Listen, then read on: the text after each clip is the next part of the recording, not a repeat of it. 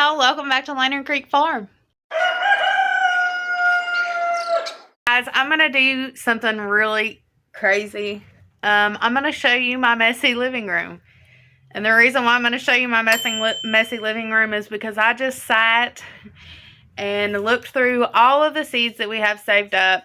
This isn't including what my mother-in-law saves as well. She has a tote of her own that she saves seeds. And I wrote a list. I'm going to show you what I did, but essentially I wrote a list. I wrote everything that we have saved.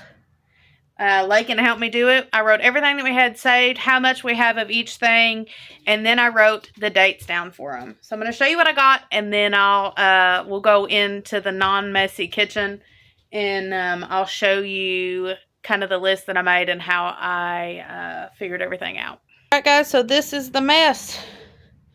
I know, it's crazy, right? We've got a little box here that holds the majority of it, and then I stack some of the bigger things on top, but this is everything that we got. If you haven't noticed, these are all beans. Yes, we have a bean obsession. And the rest of it is everything else that goes in the garden. I do have a few things that I do have to buy still yet, but I wanted to go through what we've got. I'm going to go ahead and talk to you about when we're going to start seeds. And I'm going to talk to you about my list here. So let's go into the kitchen. Alright guys, so I showed you all the seeds. Funny enough, that is not all of the seeds.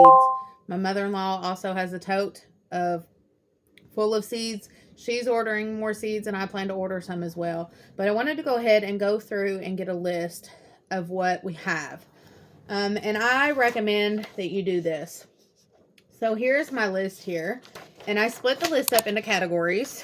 Y'all probably can't read my messy handwriting, but I've got beans, tomatoes, flowers, corn, peppers, cabbage, onion, okra, cucumber, and pumpkins and squash is what I have. This is our beans right here. And I'm going to go ahead and read the beans off because these are some of our very favorite, and we really can't, like narrow it down. Most of them are what you would call like a greasy bean, what people refer to a greasy bean, and kind of Appalachian beans. They're all heirloom beans, and even beans that we have that we haven't grown before that has been crosses that we want to try to grow. So we have the pink tip greasies, which pink tip, which is, it's not a greasy bean. It is a cross between a couple of beans that we had that we wanted to try. We also have the rattlesnake beans, the cut short greasy beans, white greasy beans, court day greasy beans, which was some that we got from someone local, turkey craw, cut short and rattlesnake cross. They're another cross. We've got store-bought from a local store, white half-runner beans, non-tough half-runner beans, and Josephine Jackson's.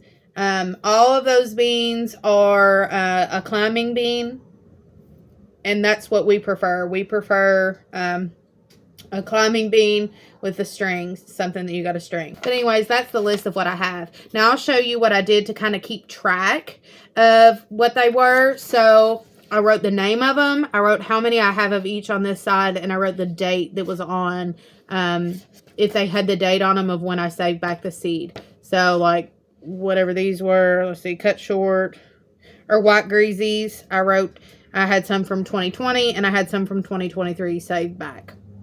So I would write how many I had. On top of that, I wrote the date in which either the seed needed to be started or when it could be put in the ground. So right here around this time in our area, you start seeds in April, May. You plant in March for most things.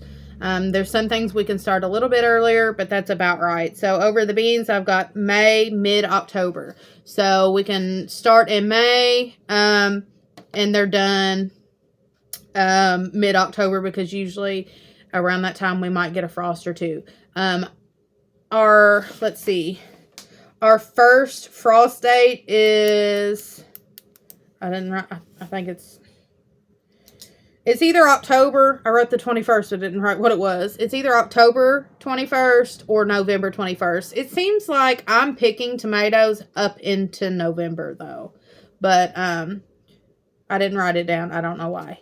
The last date of frost is May 19th.